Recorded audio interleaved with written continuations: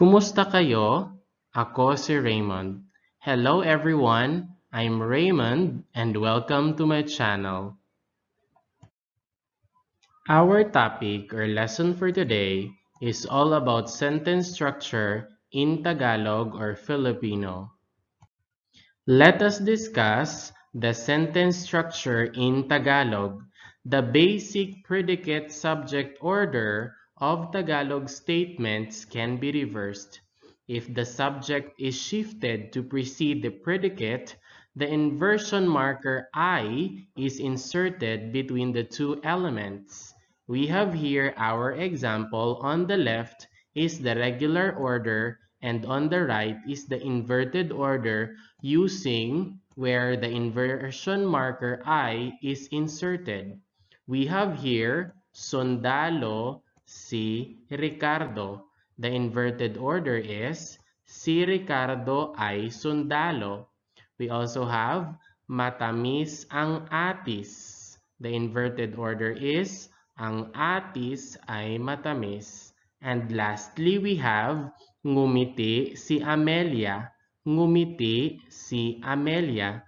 The inverted order is si Amelia ay ngumiti. Let us do this practice activity. The direction is to change the following into I sentences. The sentence or ang pangungusap is tumapang si Juan. Converted into an I sentence, it becomes si Juan ay tumapang. Si Juan ay tumapang. Let us have this another pangungusap or sentence. Huminto ang malakas na ulan. Huminto ang malakas na ulan. Converted or changed into an I sentence, it becomes ang malakas na ulan ay huminto. Ang malakas na ulan ay huminto. When we say malakas, this is strong. When we say ulan, this means rain. And when we say huminto, wherein the root word is hinto, this means stop. Ang malakas na ulan ay huminto. Let us have this another practice activity. The direction here is in the following, the predicates consist of more than one phrase. Invert the sentences. Ang unang pangungusap, the first sentence is, pumunta sila sa tabing dagat.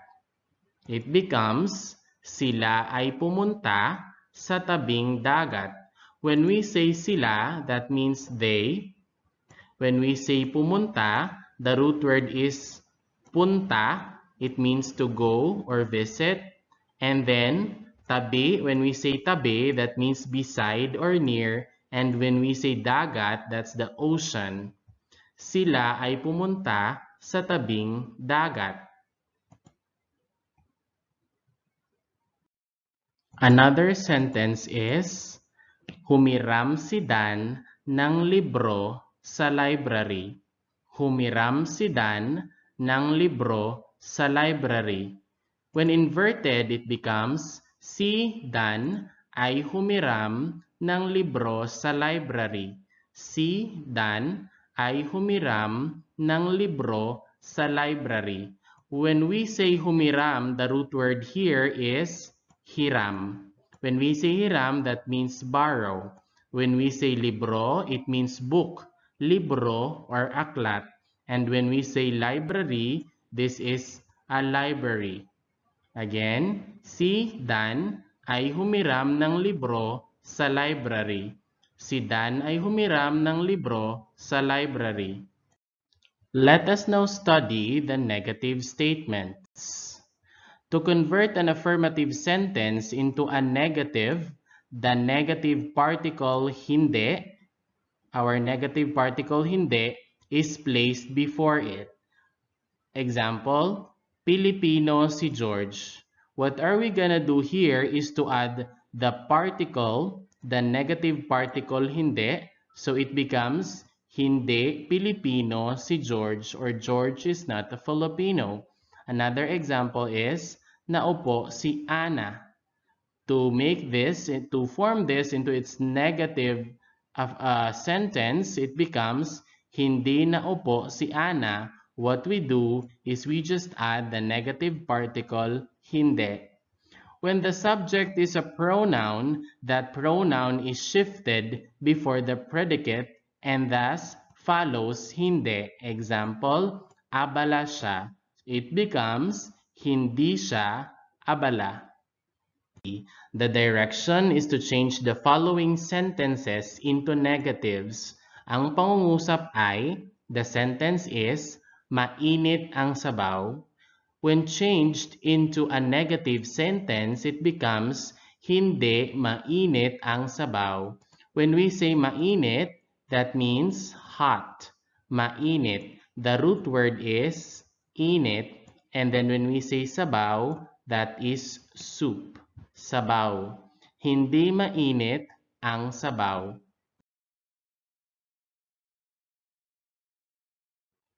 Another sentence is, lanzones iyan. When converted into a negative sentence, it becomes, iyan ay hindi lanzones. Iyan ay hindi lanzones. When we say iyan, that means that. When we say hindi, not. And then lanzones is a fruit. Iyan ay hindi lanzones. Let us study the inverted order. In the inverted order, hindi always follows I and precedes the predicate. Let us always remember that in the inverted order, hindi always follows I and precedes the predicate. We have here our example. Si George ay hindi Filipino. Si George ay hindi Pilipino. Ikalawang pangungusap, second sentence, ang babae ay hindi sumagot. Ang babae ay hindi sumagot. Pangatlong pangungusap, third sentence, ang salamin ay hindi nagsisinungaling. Ang salamin ay hindi nagsisinungaling. The direction is to rewrite the sentences putting the subject before the predicate. Ang pangungusap ay, hindi siya nakatulog kagabi. Hindi siya nakatulog kagabi. When rewritten, it becomes, siya ay hindi nakatulog kagabi. Siya ay hindi nakatulog kagabi. When we say nakatulog, our root word here is tulog. When we say tulog, that's sleep. And kagabi, the root word is kagabi. It means evening or night. So last night. Siya ay hindi nakatulog kagabi. He or she was unable to sleep last night. Hindi malamig ang Pilipinas. Hindi malamig ang Pilipinas. When rewritten, it becomes, ang Pilipinas ay hindi malamig. Ang Pilipinas ay hindi malamig. When we say malamig, our root word here or salitang ugat is lamig, and lamig means cold. Ang Pilipinas ay hindi malamig. The Philippines is not cold. Let us now have this yes-no question. Yes-no questions are usually formed by inserting the question marker ba after the first full word of a sentence. There are affirmative yes-no questions and there are negative yes-no questions. A third type is a tag question. Example, abala si George. To make it or to change this into an affirmative yes-no question, we just add the question marker ba. So it becomes, abala ba si George? Abala ba si George? Next sentence, pangalawang pangungusap ay, matipid siya. When changed into an affirmative yes-no question, it becomes, matipid ba siya? Matipid ba siya? And another example is, tumahol ang aso. Tumahol ang aso. To change this or to make this As an affirmative yes-no question, we say, tumahol ba ang aso? Tumahol ba ang aso? However, when the subject is the pronoun ka or any other one-syllable pronoun, then ba follows the pronoun. Example, halimbawa, matipid ka, it becomes matipid ka ba? Matipid ka ba? When we say matipid, it means thrifty. Umuwi ka, umuwi ka. When changed into an affirmative yes-no question, it becomes umuwi ka ba? Umuwi ka ba? When the subject is the pronoun ka or any other one-syllable pronoun, then ba follows the pronoun. Ba also follows one-syllable particles such as na and pa. So it's not only ka, but we should also be particular when we are using the one-syllable particle such as na and pa. Example, umuwi ka na. Umuwi ka na. It becomes umuwi ka na ba? Umuwi ka na ba? Another example is malakas pa ang ulan. Malakas pa ang ulan. It becomes malakas pa ba ang ulan? Malakas pa ba ang ulan?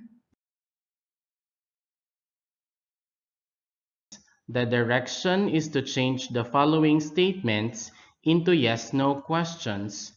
Ang pangungusap ay, the sentence is, pagod ang kargador. Pagod ang kargador. When we say pagod, that is tired. And kargador are the people who carry things.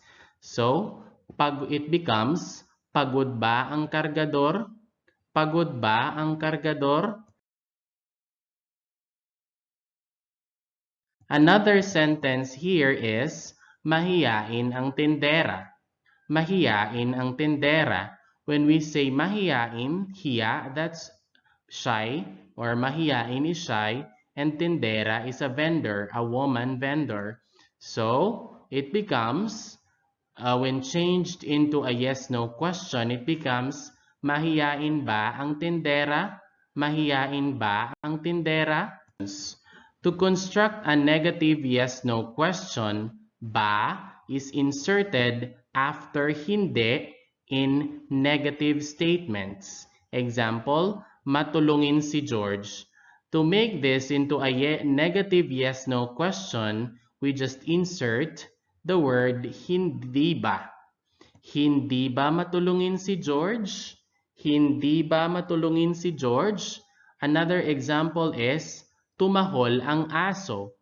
To make this or to change this into a negative yes-no question, it becomes, hindi ba tumahol ang aso? Hindi ba tumahol ang aso? Another thing to remember is that the single syllable pronoun ka precedes ba. But pronouns having more than one syllable must follow ba. Example, hindi ba siya aalis? Hindi ba siya aalis? Another example is, hindi ka ba aalis? Hindi ka ba aalis?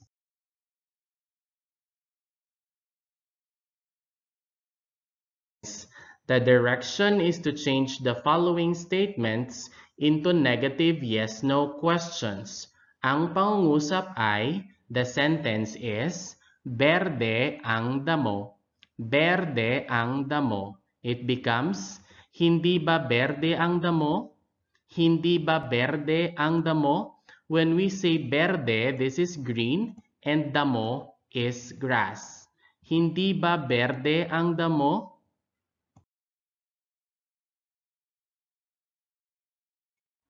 Another practice sentence is, mabilis ang motorsiklo. Mabilis ang motorsiklo. It becomes, hindi ba mabilis ang motorsiklo? Hindi ba mabilis ang motorsiklo? When we say mabilis, the root word here is bilis, that means fast.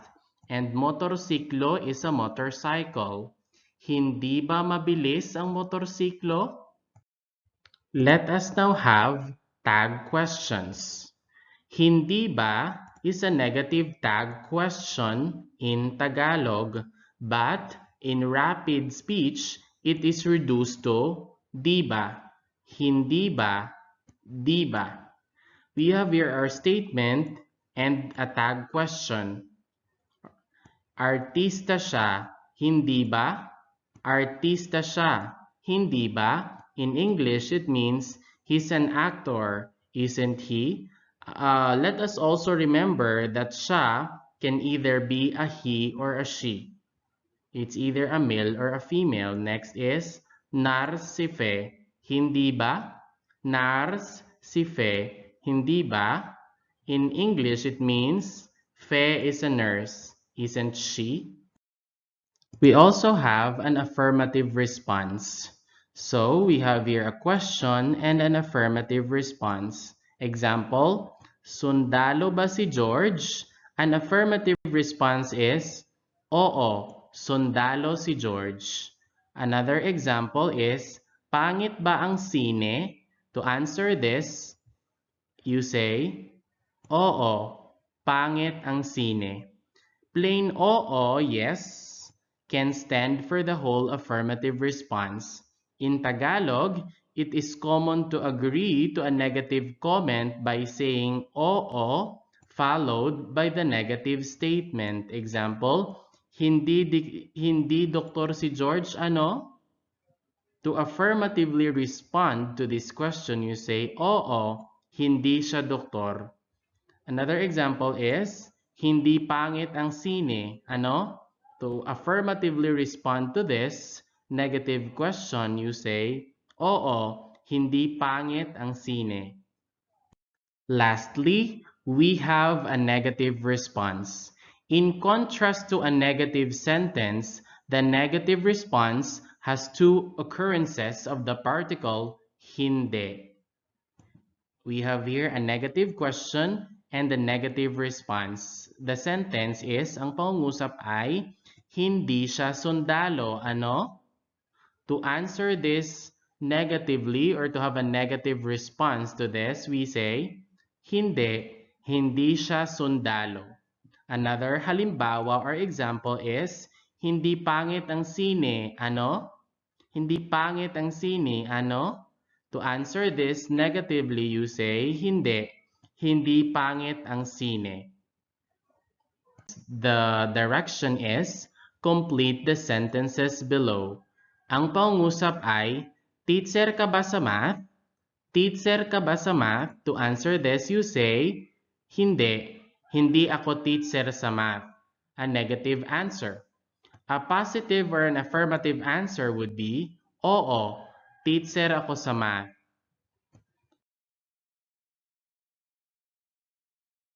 Sumakay ba siya sa bus? Sumakay ba siya sa bus? To answer this negatively, you say, hindi. Hindi siya sumakay sa bus.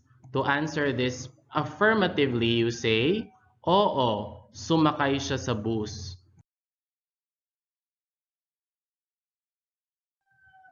That's all for today. Maraming salamat, and I hope you learned something new. Once again, this is your Kuya Reymund. Maraming salamat, paalam at ingat.